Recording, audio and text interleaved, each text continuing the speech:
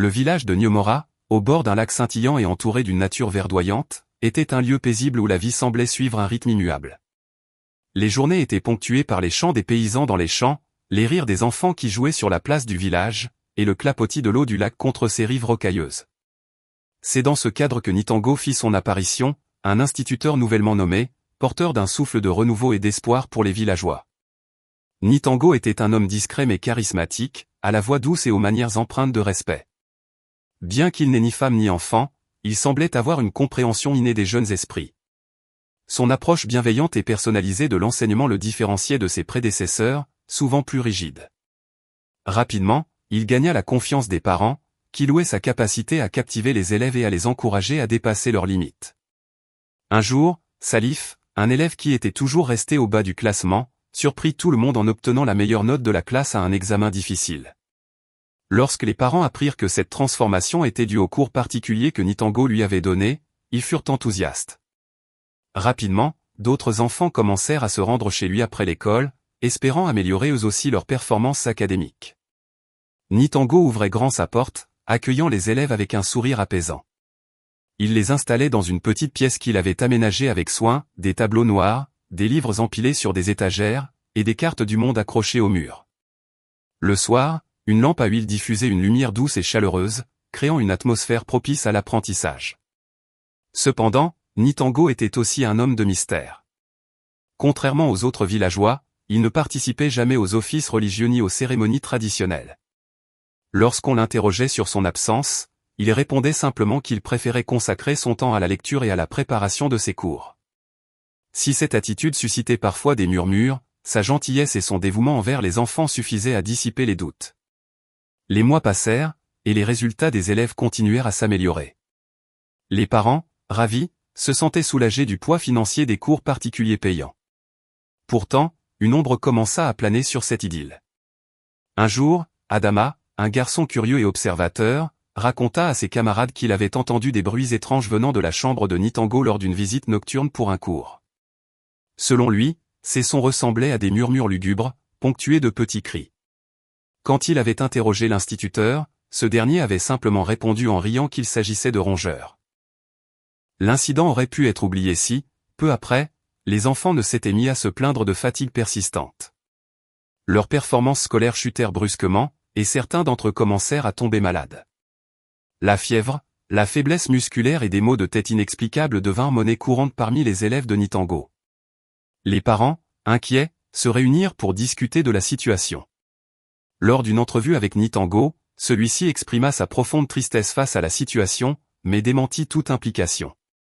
Il proposa même de collaborer avec le guérisseur du village pour trouver une explication. Pourtant, l'atmosphère de confiance était irrémédiablement brisée.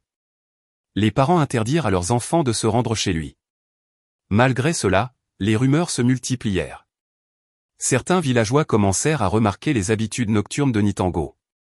Chaque dimanche soir, il quittait discrètement sa maison et se dirigeait vers la forêt, ne revenant que tard dans la nuit.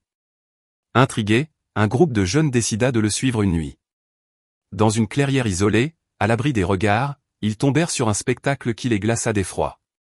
Des peaux d'animaux étaient disposées sur le sol, marquées d'étranges inscriptions. Au centre, des flacons remplis de liquide trouble étaient entourés de bougies vacillantes. Mais ce qui frappa le plus les jeunes fut de voir les noms des élèves de Nitango inscrits sur les peaux. Pris de panique, ils firent un pas en arrière, mais leur mouvement alerta Nitango. Ce dernier, surpris en pleine action, tenta de s'échapper. Les jeunes se lancèrent à sa poursuite, courant à travers les sentiers sombres de la forêt jusqu'à l'aube. Finalement, ils parvinrent à l'attraper non loin du village. Lorsque Nitango fut ramené au village, une foule en colère s'était déjà rassemblée. Ses vêtements étaient déchirés, et des ecchymoses marquaient son visage. Les jeunes expliquèrent au chef ce qu'ils avaient vu dans la forêt, décrivant avec détail la scène macabre. Nitango, d'abord silencieux, finit par craquer sous la pression des regards accusateurs. Lorsque Nitango reprit la parole, il avait perdu son calme habituel. Son visage était pâle, et ses mains tremblaient. La foule autour de lui attendait, suspendue à ses lèvres, tandis que le chef du village lui lançait un regard perçant, exigeant la vérité. « Oui, j'ai voulu nuire aux enfants. » Commença-t-il d'une voix presque inaudible, mais chaque mot fut comme une détonation dans le silence de l'assemblée. Un murmure d'indignation parcourut la foule, mais le chef leva la main pour rétablir le calme. Continue, ordonna-t-il. Nitango prit une grande inspiration avant de poursuivre. Lorsque je suis arrivé ici, je n'étais pas celui que vous croyez. Mon objectif n'a jamais été d'enseigner ni d'aider les enfants. J'étais désespéré. Dans ma jeunesse, j'ai été approché par un esprit qui m'a promis la richesse et la prospérité en échange de quelque chose de précieux, l'énergie vitale des innocents. Un frisson parcourut l'assistance. Des mères serrèrent leurs enfants contre elles, horrifiées par ces révélations. J'ai accepté ce pacte dans un moment de faiblesse, et depuis, je suis prisonnier de cet esprit. Lorsque je suis venu ici, j'ai vu dans vos enfants une opportunité, une source d'énergie pure qui pouvait alimenter ce rituel. Chaque dimanche, dans la forêt, je transférais cette énergie à l'esprit en échange de ses faveurs. Je pensais pouvoir m'arrêter avant que cela ne cause des dommages irréparables, mais je me suis trompé. Nitango éclata en sanglots, mais ses larmes ne firent qu'exacerber la colère des villageois. Tu as volé la santé et la joie de nos enfants. Hurla un homme dans la foule. Tu mérites une punition exemplaire. S'écria un autre. Le chef du village, qui jusque-là était resté silencieux, se leva de son siège. Nitango, tu as brisé la confiance que ce village avait placée en toi. Tu as profité de la pureté et de la vulnérabilité des enfants pour tes propres desseins égoïstes. Tes actions sont impardonnables. Il se tourna vers l'assemblée. Je décrète que Nitango soit banni à jamais de notre village. Nous le remettrons aux autorités de la région pour qu'il soit jugé et puni selon la loi.